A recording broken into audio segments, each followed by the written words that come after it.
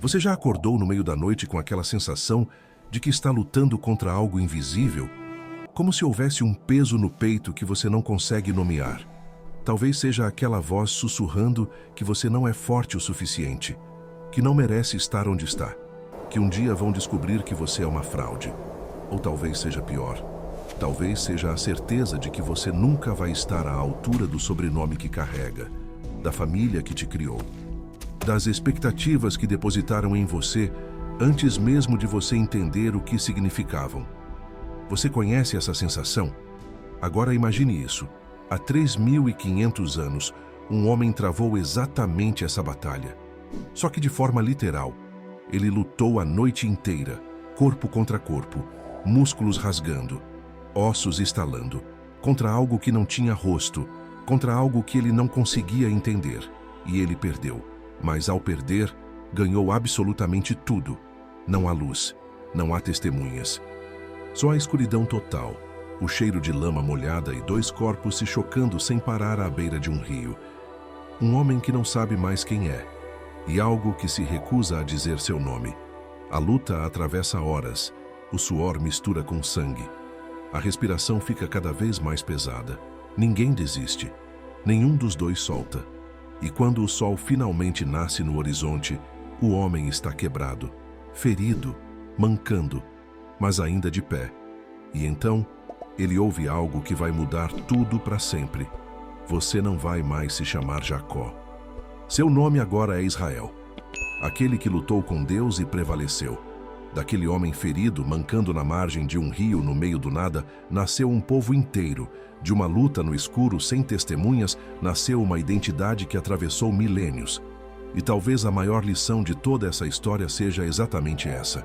Às vezes, você precisa ser completamente quebrado para descobrir quem realmente é. Hoje você vai entender como um impostor se transformou em patriarca, como a dor virou nome, como a ferida virou identidade. E porque, às vezes, é justamente lutando com o que não entendemos que descobrimos quem somos de verdade. Mas antes dessa noite impossível acontecer, havia uma herança, um peso esmagador nas costas, uma promessa que ninguém sabia como carregar, e dois irmãos que nasceram lutando. Porque não é a luta que te define, é o que você faz quando percebe que não pode vencer, mas se recusa a soltar. Depois de Abraão veio Isaque, o filho da promessa. Mas você já parou para pensar no peso que isso representa? Isaque não escolheu ser especial. Ele simplesmente nasceu com uma missão já definida: manter viva a chama que outro acendeu, carregar nas costas uma aliança que ele nem fez. Você conhece essa sensação de ser o herdeiro de algo grande demais? De olhar para o legado da sua família, da sua profissão e sentir que você nunca vai conseguir preencher aquele espaço? Isaque cresceu sob essa sombra gigante. E quando chegou a vez dele ter filhos, nasceram dois, gêmeos, Esaú e Jacó. E desde o útero, antes mesmo de respirarem pela primeira vez, eles já lutavam, já disputavam espaço, já brigavam por quem seria o primeiro. Esaú nasceu primeiro, peludo, vermelho, forte, o caçador nato, o impulsivo, o favorito do pai, aquele que saía para o campo e voltava com a caça nos ombros, o filho que qualquer homem daquela época queria ter. Mas Jacó veio logo atrás. E sabe como ele nasceu? Segurando o calcanhar do irmão. Como se desde o primeiro segundo de vida ele já soubesse: eu deveria estar no seu lugar. Eu deveria ser o primeiro. E essa ferida de ser o segundo, de sempre estar um passo atrás, de nunca ser a primeira escolha, perseguiu Jacó a vida inteira. Os dois cresceram completamente diferentes. Esaú era tudo que o pai admirava. Jacó era mais quieto, mais astuto, mais próximo da mãe. E dentro dele crescia uma fome que não tinha nada a ver com comida. Era a fome de ser visto, de ser escolhido, de provar que ele importava. Até que um dia, Jacó fez o impensável. O pai estava velho, cego, próximo da morte, e a tradição dizia que o primogênito deveria receber a bênção. A bênção que carregava tudo, a herança, a promessa, o futuro da família inteira. Mas Jacó, com a ajuda da mãe, enganou o próprio pai, vestiu as roupas do irmão, cobriu os braços com pelo de cabra para parecer Esaú. E roubou a bênção. Ele venceu. Conseguiu o que queria, mas a vitória teve gosto de cinza na boca, porque conquista sem merecimento sempre cobra um preço. E o preço de Jacó foi ter que fugir correndo, olhar para trás e ver o irmão que jurou matá-lo, ver a família despedaçada, ver que às vezes você ganha, mas perde tudo no processo. E é aqui que a história fica ainda mais intensa, porque a fuga de Jacó não foi só física, foi uma fuga de si mesmo. Pausa aqui comigo um segundo. Me conta nos comentários, você já ouviu falar dessa história de Jacó? Já conhecia ele? E mais importante, você já se sentiu assim? Como se tivesse conquistado algo, mas por dentro soubesse que não merecia de verdade, que chegou ali por atalho, por sorte, por engano? Seus comentários são o combustível desse trabalho. Saber que isso está chegando em você, tocando você, faz todo sentido pra gente. Escreve aí embaixo. Quero ler o que você está sentindo agora. Jacó foge. Ele corre pro deserto. Pro nada. Pro lugar onde não tem ninguém para enganar, ninguém para impressionar, nenhuma máscara para vestir. E numa noite fria, no meio do caminho, ele deita a cabeça numa pedra. Literalmente numa pedra. E dorme. E ali, naquele sono de exaustão e desespero, ele tem um sonho. Vê uma escada gigante que liga a terra ao céu. E nessa escada, anjos estão subindo e descendo sem parar.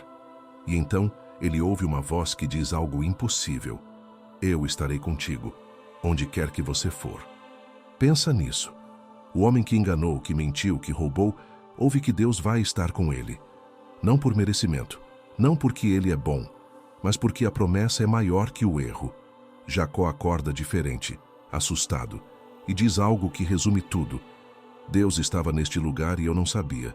Ele pega a pedra onde dormiu e ergue ali um memorial, um marco. Como se dissesse, aqui minha fuga virou jornada. Mas a jornada foi longa, muito longa. Jacó passou 20 anos longe de casa. 20 anos trabalhando para um tio chamado Labão. Ele se apaixonou por Raquel. Trabalhou 7 anos por ela. E no dia do casamento, no meio da escuridão e dos véus, foi enganado. Acordou casado com Lia, a irmã mais velha. O enganador foi enganado. O homem que roubou a bênção do irmão teve que trabalhar mais 7 anos pela mulher que amava. E sabe o que isso ensina? Que você pode fugir de todo mundo, mas a vida tem um jeito de te fazer olhar no espelho. Jacó prosperou, teve filhos. Construiu riqueza, mas não se reconhecia, porque por mais que você cresça, por mais que acumule, se você não acerta as contas com quem você é, nada preenche o vazio. Até que um dia, depois de 2 décadas, Jacó decide, eu vou voltar para casa, vou encarar o que deixei para trás. Mas quando ele está a caminho, recebe uma notícia que congela o sangue nas veias. Esaú está vindo ao encontro dele. E não está vindo sozinho. Está trazendo 400 homens. 400. Você imagina o que passa na cabeça de Jacó nesse momento? A fuga acabou. O passado voltou. E não tem mais para onde correr. Não tem mais deserto para se esconder. Não tem mais tio para trabalhar. É ele e o irmão que ele traiu. E 400 homens armados. Na véspera do reencontro, Jacó faz algo estranho. Ele separa tudo que tem, divide os rebanhos, manda presentes para Esaú e então faz a coisa mais estranha de todas. Envia sua família na frente. Mulheres, filhos, servos. Todos atravessam o rio Jaboque e ele fica sozinho, completamente sozinho, do outro lado do rio, na escuridão. Como se soubesse no fundo da alma, o que vem agora, ninguém pode lutar por mim. E é nessa noite, nesse silêncio absoluto, que tudo muda. Todos nós temos um Jaboque. Aquele momento da vida em que você está completamente sozinho com o que realmente é. Sem família para impressionar. Sem conquista para exibir. Sem cargo, sem título, sem máscara. Só você e o vazio. Só você e as perguntas que você passou anos evitando. É nesse lugar que as coisas realmente acontecem. Não nos palcos, não nas redes sociais, mas ali, na margem do rio, no escuro, quando não tem mais ninguém olhando. E é exatamente nesse momento que alguém agarra Jacó. Sem aviso, sem apresentação, sem explicação. Simplesmente agarra. E começa a luta. Não é uma visão mística flutuando no ar. É física, real, desesperada. Dois corpos se chocando na lama. O som de respirações ofegantes. O cheiro de suor misturado com a água fria do rio. Músculos tensionados até o limite. Mãos escorregando. Pés fincados no chão enlameado. A noite inteira, hora após hora. Nenhum dos dois solta. Nenhum dos dois desiste. Jacó não sabe com quem está lutando. Não consegue ver o rosto. Não ouve nenhuma palavra. Só sente a força. Só sente a resistência. E algo dentro dele diz: você não pode perder isso. Seja lá o que for, você não pode perder. Porque tem lutas que não são sobre vencer. São sobre não desistir. Mas aqui vem a pergunta que ninguém faz. Com quem Jacó realmente lutou naquela noite? Com um anjo? Com Deus? Consigo mesmo? Com tudo que ele evitou a vida inteira? Talvez seja tudo isso ao mesmo tempo. Talvez as maiores lutas da vida sejam exatamente essas. Aquelas onde você não sabe contra o que está lutando. Você só sabe uma coisa: se você parar, se você soltar, alguma parte de você morre por dentro. E você não pode deixar isso acontecer. Então você segura. Mesmo sem entender, mesmo sem força, você segura. E é nesse momento de pura teimosia, de pura recusa em desistir, que tudo se transforma. Quando o dia está começando a nascer, quando a primeira luz toca o horizonte, o adversário faz algo inesperado. Ele atinge Jacó. Um golpe certeiro, na coxa, no encaixe do quadril. A dor é insuportável. Atravessa o corpo inteiro como um raio. Jacó sente a articulação se deslocar. Sente algo dentro dele se romper. Ele cai. As pernas não sustentam mais. O corpo desaba. Mas mesmo caído, mesmo quebrado, ele não solta. Ele agarra com toda a força que ainda resta e grita algo completamente absurdo: não vou te deixar ir embora até que você me abençoe. Pensa nisso. O homem está derrotado, ferido, sem condições de continuar. Mas se recusa a soltar, porque ele entendeu algo fundamental. Não é sobre vencer a luta. É sobre não sair dela do mesmo jeito que entrou. E então vem a pergunta que muda tudo: qual é o seu nome? Jacó respira fundo. E pela primeira vez na vida ele responde a verdade, sem mentira, sem disfarce, sem tentar ser outra pessoa. Jacó. O nome dele significa enganador, aquele que segura o calcanhar, o impostor. E ao dizer esse nome em voz alta, ele está admitindo tudo, todos os erros, todas as fugas, tudo que ele tentou esconder. E a resposta vem como um trovão: não mais. Você não vai mais se chamar Jacó. Seu nome agora é Israel, porque você lutou com Deus e com os homens e prevaleceu. A ferida vira marca, a derrota vira vitória, o impostor vira patriarca, porque a identidade não nasce do que você conquista, nasce do que você sobrevive. Israel significa aquele que luta com Deus, não aquele que vence facilmente, não aquele que nunca erra, mas aquele que luta, que cai, que se levanta ferido e que continua. O sol nasce completamente, a luz inunda a margem do rio, e Jacó, agora Israel, tenta se levantar, mas não consegue. A perna não responde. Ele vai mancar pelo resto da vida. Vai carregar essa marca no corpo para sempre. Mas ele está de pé, quebrado, mas de pé, ferido, mas vivo. E pela primeira vez ele sabe quem é. E é mancando, arrastando a perna ferida, que Israel vai ao encontro de Esaú, do irmão que ele traiu, do irmão que jurou matá-lo, dos 400 homens que estão esperando do outro lado. Ele não tem mais forças para correr, não tem mais truques, não tem mais máscaras, é só ele, ferido, real, verdadeiro. E quando Esaú o vê de longe, algo acontece. Esaú começa a correr, corre na direção do irmão. E Jacó se prepara para o pior, fecha os olhos, espera o golpe, mas o golpe não vem. O que vem é um abraço apertado, desesperado, molhado de lágrimas. Os dois irmãos caem no chão chorando. 20 anos de dor derretendo num instante. Não há guerra, não há vingança. Só há dois homens que finalmente param de fugir um do outro. Porque quando você para de fugir de si mesmo, você para de fugir dos outros também. Quando você aceita suas feridas, você consegue enxergar as feridas de quem está ao seu lado. E ali, naquele abraço impossível, nasce algo maior que dois homens. Nasce o começo de um povo inteiro. Se você está sentindo algo agora, se essa história está mexendo com você de alguma forma, me ajuda com uma coisa. Deixa um like e se inscreve no canal.